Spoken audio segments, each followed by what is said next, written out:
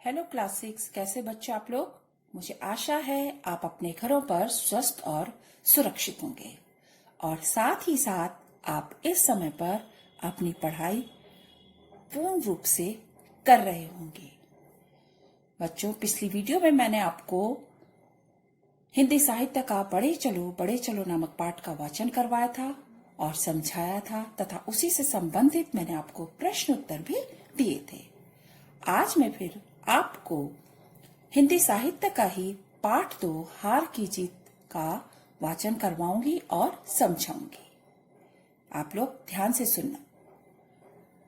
कहानी शुरू करने से पहले मैं आपको बता देती हूँ कि यह कहानी किससे संबंधित है। हार की जीत हृदय परिवर्तन की कहानी है। अद्भुत एवं तीव्र गति तथा मनोहारी रूप वाले सुल्तान नाम के घोड़े पर डाकू खड़क सिंह का मन आ जाता है और युक्ति पूर्वक वह घोड़े को ले भागता है, किंतु खड़क सिंह डाकू का मन बाबा भारती के एक वाक्य से विवल हो उठता है और उसका हृदय पूर्णतः परिवर्तित हो जाता है। वह बाबा भारती को घोड़ा वापस लौटा देता है। वह हिंसक डाकू से अच्छा इंसान बन जाता है। इतना पढ़ने के बाद आपको समझ में आ गया होगा कि यह कहानी किससे संबंधित है। हमारी जो ये कहानी है बाबा भारती, उसके घोड़े सुल्तान व डाकू खड़क सिंह पर आधारित है। माँ को अपने बेटे और कृषक को अपने लहलाते खेत देखकर जो आनंद आता है, वही आनंद बाबा भारती को अपना घोड़ा देखकर आता था। बच्चों, जिस तरह एक माँ अपने बेटे को देखकर बहुत आनंदित होती है और किसान अपने लहलाते खेत देखकर खुश होता है, वही आनंद बाबा भारती को अपना घोड़ा देखकर आता था। भगवत भजन से जो समय बचता वह घोड़े के साथ बिताते थे। भगवान के भजन करने के बाद बाबा भारती के पास जो समय बचता था वह अपने घोड़े के साथ ही बिताते थे। वह घोड़ा बड़ा सुंदर और बलवान था। उसके जोड़ का घोड़ा सारे इलाके में न था। बाबा भारती का जो घोड़ा था बहुत ही सुंदर था और ताकतवर था।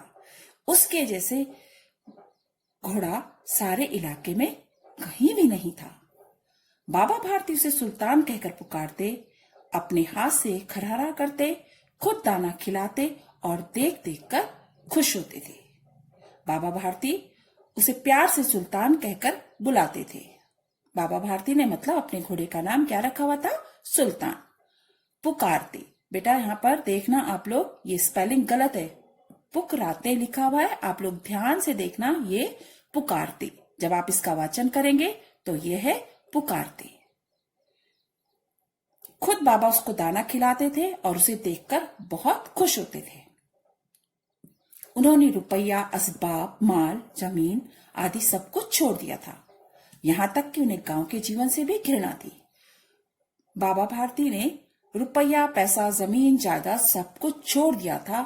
यहां तक कि उन्हें अपने गांव के जीवन से भी बहुत घृणा हो गई थी। वो नफरत करने लगे थे।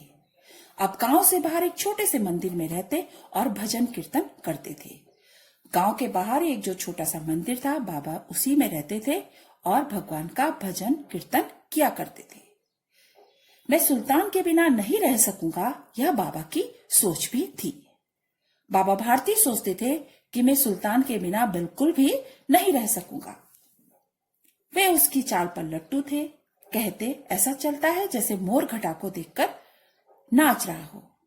बाबा भारती अपने घोड़े सुल्तान की चाल पर मंत्र मुग्ध थे। लट्टू होना मतलब मंत्र मुग्ध होना। वो कहते थे, मेरा घोड़ा ऐसे चलता है कि जैसे मोर घटा को देखकर नाच रहा हो। जब तक संध्या समय सुल्तान पर चढ़कर 8-10 मील का चक्कर न लगा लेते, उन्हें चैन नहीं आता था। प्रतिदिन शाम के समय बाबा भारती सुल्तान पर चढ़कर 8-10 मील चक्कर लगा लेते थे। जब तक वो ऐसा नहीं करते थे, उन्हें बिल्कुल भी चैन नहीं आता था। खड़क सिंह उस इलाके का प्रसिद्ध डाकू था। लोग उसका नाम सुनकर कांपते थे। समय बीतते बीतते सुल्तान की कीर्ति उसके कानों तक भी पहुंची। उसका दिल उसे देखने के लिए अधीर हो उठा।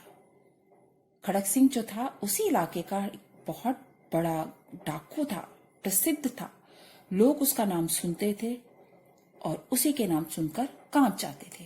समय बीतते बीतते सुल्तान की कीर्ति उसके कानों तक भी पहुंची।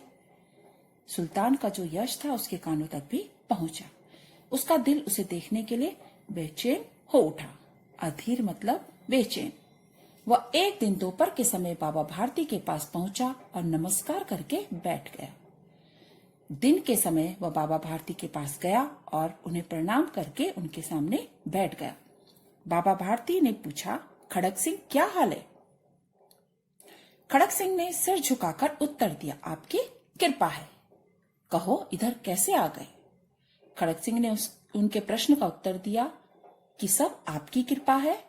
फिर बाबा भारती ने उससे पूछा कि बताओ इधर कैसे आ गए? सुल्तान की चाह खींच लाई। खड़क सिंह ने सिर झुकाकर उत्तर दिया। खड़क सिंह ने बताया कि जो सुल्तान की देखने की इच्छा थी मुझे यहाँ तक खींच लाई। विचित्र जानवर है, देखोगे तो प्रसन्न हो जाओगे। बाबा भारती ने अपने घोड़े की तारीफ करते हुए कहा कि वह बहुत ही विचित्र जानवर है, यदि तुम भी देखोगे तो खुश हो जाओगे। मैंने भी बड़ी प्रशंसा सुनी है। किसने कहा ऐसे? खड़क सिंह ने। खड़क सिंह ने कहा बाबा भारती से कि मैंने भी उसकी बड़ी तारीफ सुनी है। उसकी चाल तुम्हारा मन मोह लेगी। बाबा भारती ने अपने घोड़े की तारीफ करते हुए कहा कि जो उसकी चाल है वो तुम्हारा मन भी मोह लेगी। कहते हैं देखने में भी बहुत सुंदर है। क्या कहना, जो उसे एक बार देख लेता है उसके हृदय पर उसकी छवि अंकित हो जाती है।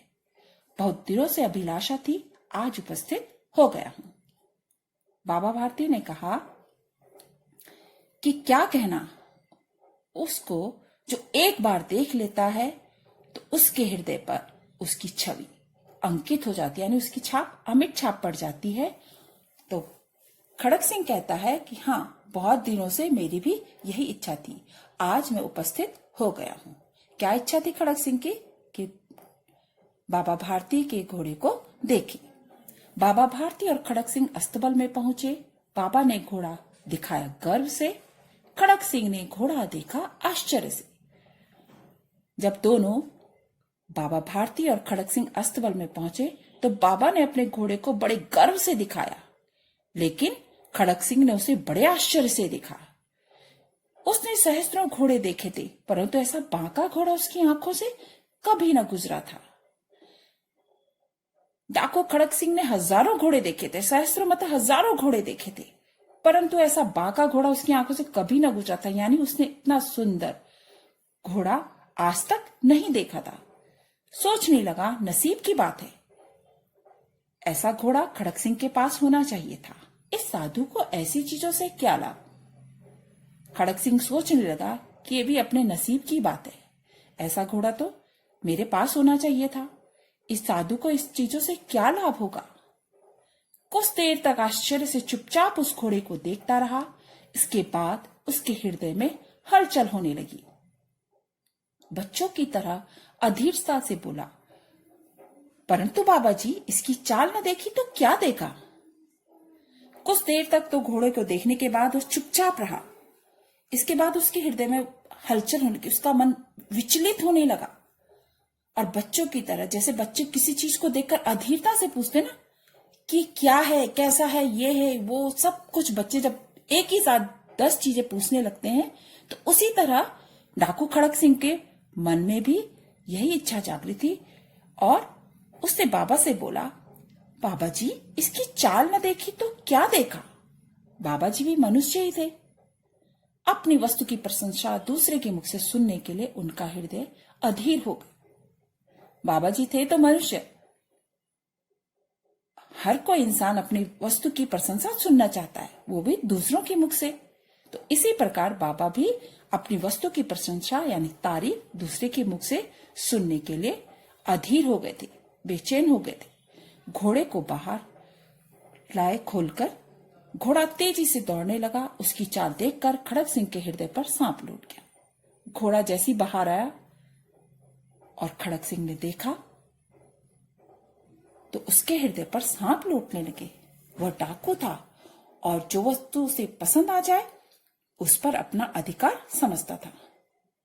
उसकी नीयत तो खराब थी। डाकू खड़क सिंह की नीयत तो क्या थी? खराब थी। अब यदि उसे दूसरे की चीज पसंद आ जाए तो उस पर तो वह अपना अधिकार समझता है, क्योंकि वह था ही डाकू। उसके पास बाहुबल था और आदमी थे। जाते जाते उसने कहा, बाबा जी, मैं यह घोड़ा आपके पास न रहने दूंगा। उसने जाते जाते बाबा से कहा कि बाबा, यह घोड़ा मैं अब आपके पास नहीं रहने दूंगा, क्योंकि उसके पास आदमी थे, ताकत थी और उसकी नीयत उस घोड़े को देखकर खराब हो चुकी थी। बच्चों, मैंने आपको यहाँ तक पाठ का वाचन करवाया और यहीं तक पाठ समझाया है। मुझे आशा है कि आप लोगों ने बहुत ध्यान से पाठ को पढ़ा होगा और समझा होगा। बच्चों, कठिन शब्द तो आपको पूरे पाठ से लिखने हैं और शब्द अर्थ भी आपको पूरे पाठ के ही करने हैं, लेकिन मैं आपको प्रश्न उत्तर यहीं तक दूंगी जहां तक कि मैंने आपको पाठ समझाया है। इसलिए आप ध्यान से इस पाठ को सुनेंगे, समझेंगे।